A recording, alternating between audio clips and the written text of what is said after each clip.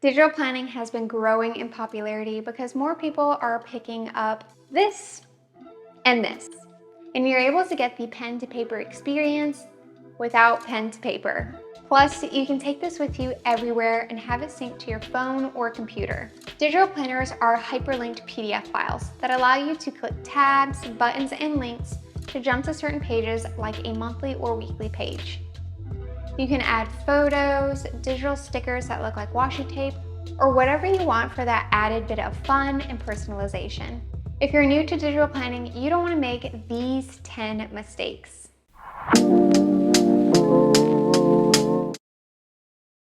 I want to preface this by saying digital planning, like most other things, is a learning experience. And if you're making mistakes, then you're learning and growing in the process. I've made these mistakes in the past, and if you're still making these mistakes, you're A-okay. All right, jumping into mistake number 1. Thinking your handwriting has to be neat or perfect to plan digitally. A lot of people get frustrated or even give up on digital planning because their handwriting isn't neat or looks like it would if they were writing on paper. iPads and tablets emulate paper, but they are not paper, and the pencil you're using isn't made of graphite. A lot of the time, it simply takes getting used to writing on the iPad with the Apple Pencil.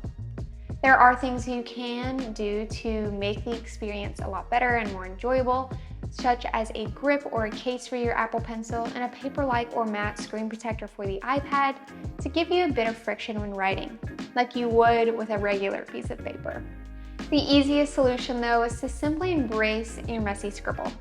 It's your planner, your plans, and you should give 0 Fs about it. Or you can use the text tool and type up everything that you need to plan.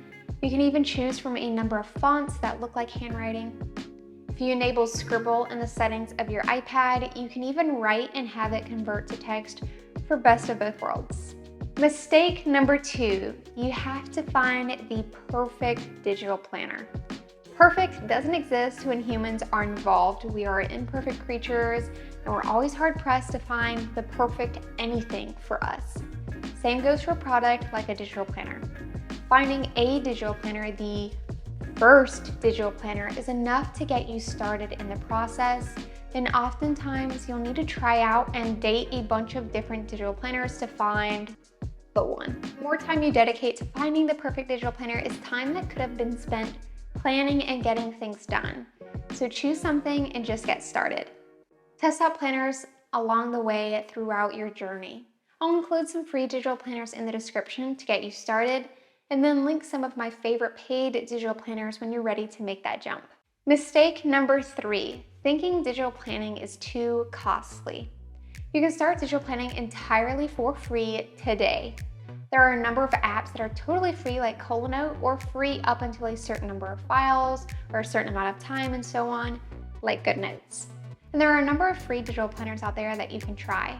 They won't be as advanced as some of the paid digital planners out there, but sometimes simpler is better anyway. Again, I'll have some options linked in the description, but even more so, you can open up a digital paper in an app like Colanote or GoodNotes and then illustrate your planner spreads, much like you would in a bullet journal, and you can digitally plan that way. It obviously won't have hyperlinks or tabs to jump between pages, but it is still a method of planning digitally. Mistake number 4, the hyperlinks in your digital planner doesn't work. 99% of the time they do, but you forgot to click over into reading mode. A lot of the PDF note-taking apps like GoodNotes has a reading mode that you'll need to be in to click through the links. You can also long press when in editing mode to jump between pages that way as well. Most people who are new to digital planning aren't aware that they need to long press or jump into reading mode to use those embedded hyperlinks. Mistake number 5, feeling like your digital planner has to look a certain way or include things that you'll never use because of your favorite Instagram planners. Yes, that includes me too. Like with literally everything, we can play the comparison game a bit too strongly when it comes to digital planning. Digital planning is a really creative process, no matter how you shake it, and so we can be hard on ourselves when it comes to how our planners look or the features we may or may not have in our planners. Your planner does not need to look like mine or someone else's from Instagram's to function like you need it to. Mistake number 6, thinking your digital planner needs to be a work of art. This goes hand in hand with the previous mistake, but struggling with your own perfectionism when it comes to your digital planner. The goal of planning is to get things done, to remind yourself of something, or to have fun even. It doesn't need to be a work of art. It doesn't need to be perfect. Your planner should be a reflection of you, what you need to get done, and your goals. If that's more minimal, it should be more minimal. If you have a decorative maximalist style, your planner should reflect that. Don't box yourself in and don't feel like you have to do any one particular thing in your digital planner. Mistake number 7, thinking your digital planner needs all of the bells and whistles. More is not always better, nor is it always helpful. And I am learning this lesson every day as I progress in my adult life. Same lesson I'm learning with my own digital planning journey. Your digital planner does not need hundreds and hundreds of templates or super unique features unless you want that, obviously. But don't be fooled into thinking you need something extremely elaborate. More often than not, we can all benefit from something clean and simple. Make a list of what you need and go after that. Mistake number 8, not realizing that you can adapt your digital planner. To follow up on our last mistake, if you have a digital planner that isn't fulfilling your needs, sometimes the instinct is to go find something else that works, which may be a potential solution. But first, see if you can adapt or change that digital planner. There are a ton of little tricks you can do to make changes to your digital planner, whether it's changing the times in your planner or changing out the spreads completely. I share tricks like that in my creative ways to use GoodNotes video that I'll link for you. Even though those tips are specific to GoodNotes, they can be applied to a number of apps that are similar. Mistake number 9, sticking with the same spread that isn't working for you. If you're not an hourly person, don't try and force it. You can easily switch up layouts and spreads, or as a last resort, switch planners or planning methods entirely. I love switching up my weekly spreads, especially on weeks where I want a time block. I use hourly or half-hourly spreads. If I want to do a simple bullet out my daily to-dos kind of thing for the week, I stick with a simple block layout. The great thing about digital planning is not being confined to a certain layout and having the freedom to switch it up when it's convenient for me and my plans. Mistake number 10, not having a planning routine to incorporate your digital planner. This is probably the biggest mistake I see in the digital planning community and why many people eventually quit altogether.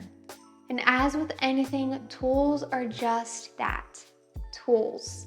Just having a digital planner does not automatically make you more productive or more able to accomplish your goals.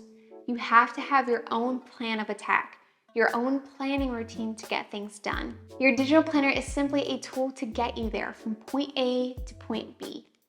It might seem redundant to plan, but it can mean the difference from getting something done and then having more time, or not getting something done and not having enough time. Set aside time each day or each week and plan in your digital planner. Jot down your tasks, write out your goals, and then spend the day or week or month or however long it takes doing the thing. And those are 10 digital planning mistakes to avoid. Mistakes that maybe you and certainly myself have made in the process of planning digitally. Digital planning certainly isn't for everyone, but some of these mistakes keep people from continuing the digital planning process, which otherwise might have been beneficial for them. Let me know if you have made any of these mistakes or if you have suggestions for other mistakes I didn't mention that should be avoided. If you like this video, then you'll love my video on getting started with digital planning. If you're new or need a refresher, I cover all of the deets over there. If you're not meeting me over there in that video, I will see you in my next video next week. Bye!